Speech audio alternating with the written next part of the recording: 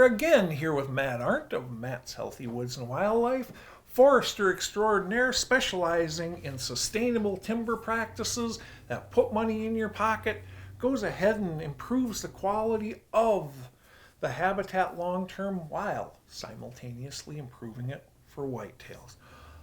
Let's talk a little about hinge cutting versus logging, because I'm telling you right now, Matt, I doubt I can come up with two foresters or two loggers in this entire world that don't absolutely hate hinge cutting, because it is an ugly, it is a messy, and it is not a tool to really create that long-term sustainable woods. But let's talk about it a little bit. First off, you wouldn't recommend hinge cutting a 40-acre. Oh, absolutely not. Parcel. And I'll come out and say I'm not a fan of hinge cutting in general. So, and I'll be honest with you, I'm a huge fan of hinge cutting, but not in the way that most people see it. Every time I do anything about hinge cutting, people always end up misunderstanding what I'm saying and thinking that I'm suggesting you go out and you hinge cut that 40. Heck no, I'll be brutally honest with you. I have done consulting on hundreds and hundreds and hundreds of properties, and I don't think I'm quite certain I've never recommended anybody even hinge cut 20% of their woods. To me, hinge cutting is a scalpel. Logging, that's my machete.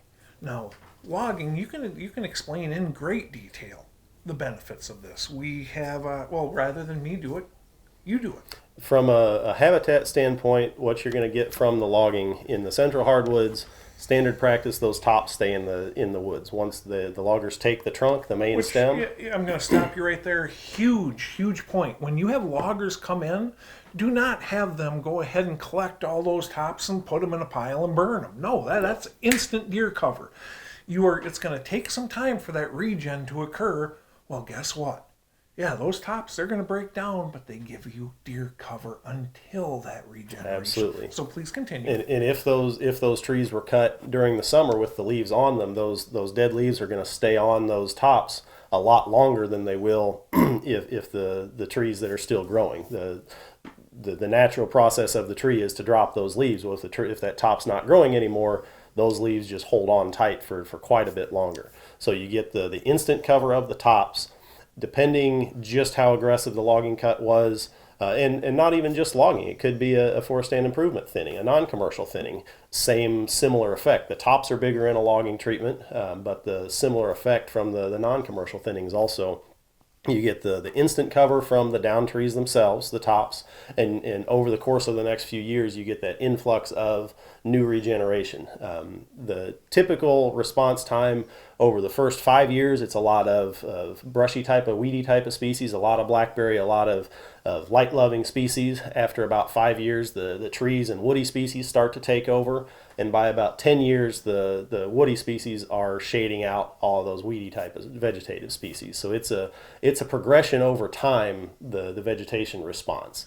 And to state the obvious here, another big advantage of traditional logging is that a lot of times you can put money in your pocket. You can make a little bit of money. Yeah, And there's certainly circumstances where if we're doing a logging, a given timber harvest specific for deer habitat, you might not make very much money. You have to be very clear with the logger that we're not trying to make as much money as we can. We want these specific trees cut for a very specific reason.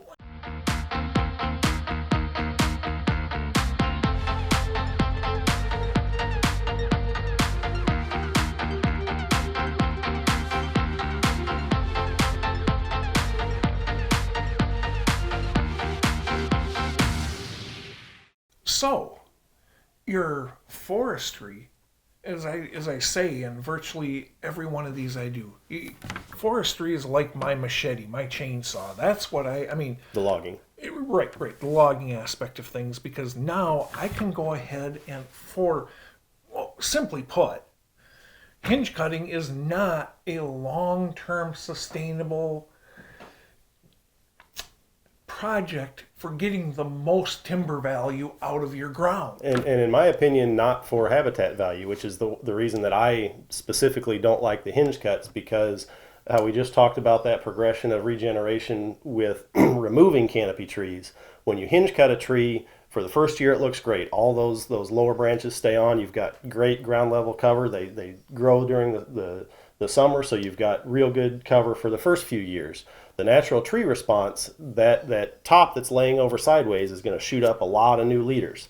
All those new leaders are going to get a lot of sun. The physiology of the tree is going to kill off the branches down below. Yeah, for all intents and purposes, and I can verify this.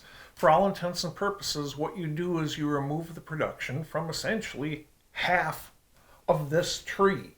Now, when this goes down, you're going to get production off of the top half. You aren't going to have a branch come off. Correct. And do like that. And I would always rather have the new regeneration come up for long-term cover as opposed to that hinge cutting coming down. That's not saying there's not a place for hinge cutting. It's never a primary practice for me. And what I use it for, quite honestly, is, as I always say, it's my scalpel.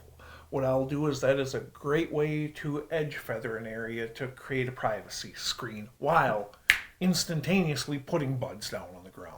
It's a great way to, I want does to bed in this one particular area. Well, that's a really quick way that I can go in there. As long, I specifically say does because does are easy.